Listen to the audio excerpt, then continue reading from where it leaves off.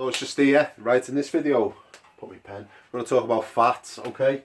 So this is your last type of calorie, the last type of official calorie, and fat is another thing that a lot of people are confused about. Now fat, or fats, there's different types of fats, alright? So we've got saturated fats, usually the main one that's vilified.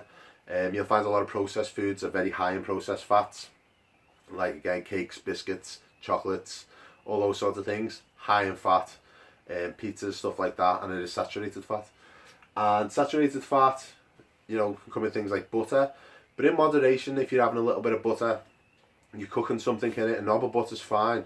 It's not fine to drown your food in it, alright? So it's the excess. Again, always remember processed foods have had all these things mixed up, and you put a load of crap in, you mix it up. It's not a whole food. You can't get it from the ground, so you always got to be wary if it's made in a factory and you don't know what's going into it.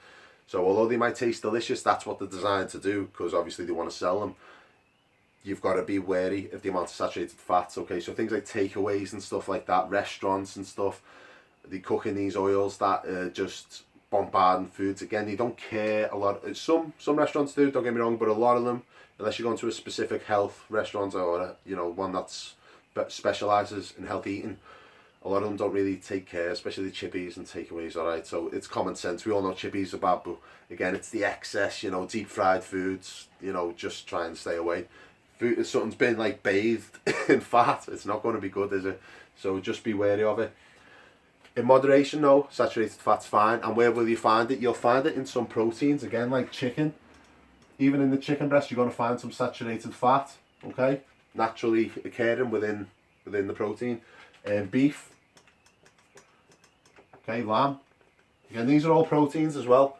But you're going to get a reasonable amount. If you're eating chicken, that's fine. If you're eating KFC all the time, it's not fine, because you're getting the saturated fat that's already in the chicken, and then we're getting it deep fried in a load of oil, okay? So it's going to be excessive. So pork is another one. Right, so these bottom three, these are really fatty proteins. These should be limited a couple of times a week, alright?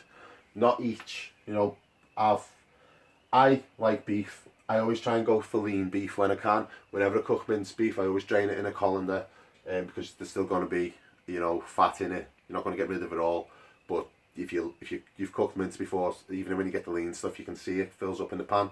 Don't add to it, just get it out in the colander, drain it out. It's going to be enough in there. But these need to be limited, alright? Just in general, just for health, that's my belief. I think that you're best sticking to things with healthy fats in more regularly, alright? So healthy fats are your omega-3s, omega-6s, omega-9s, alright? So we're not going to get too complex, but we've got like, I'm just going to call it healthy fats. I'm not going to get too complex though, because this is all you need to know. Healthy fats, okay? So healthy fats come from things like nuts and seeds, alright? But what we need to remember about fats is that they have the highest calorie content out of all the calories. So per gram, fats have 9 calories, carbohydrates and proteins have 4. So fats are almost double the amount of calories, alright? And it's also a lot of the time in liquid form if you're having oils and things like that. So even if you're having olive oil, it's healthy, but it's very calorific. And remember, if your goal is losing weight, we need to get calories down, alright? That's it. It's calories in versus calories out. That's the main thing we're looking at, but also making sure that we're eating quality foods as well, and that's just going to give you the whole well-rounded approach. But nuts and seeds, oily fish. So oily fish are things like salmon, mackerel, sardines, sea bass, quite high in omega-3. Fantastic sources of healthy fats. So healthy fats from like saturated fats, because saturated fats are solid at room temperature. Healthier fats are usually liquid, alright? So olive oil and things like that, you might notice on the shelves, it's all. But there are exceptions. Vegetable oils aren't great.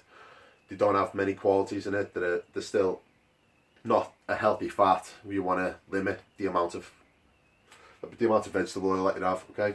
So oily fish, if you like that type of thing, fine, go for it. So yeah, oils, got olive oil, okay, coconut oil. Now coconut oil is something we're talking about, because coconut oil is seen as the super duper food, and it's made popular now by a lot of people online, but it's not that great. It's not as good as olive oil, in my opinion. It's a saturated fat, but it has got things inside it which make it a healthier fat. So it's sort of like, it's a decent fat. It's okay, it's good, but it's not this superfood that if you eat like a jar of it a day, you're going to look like a supermodel. It's not going to work like that, alright? It's still super high calories, so you've got to watch how much you have of it. It's delicious as well, it's good for your skin. Loads of benefits, but it's not the be all and end all. It's not the food that's going to change your life and give you the body you've always dreamt of. It's just something we need to treat in moderation like everything else. So they're your main types. There's other nuts like fancy oils like macadamia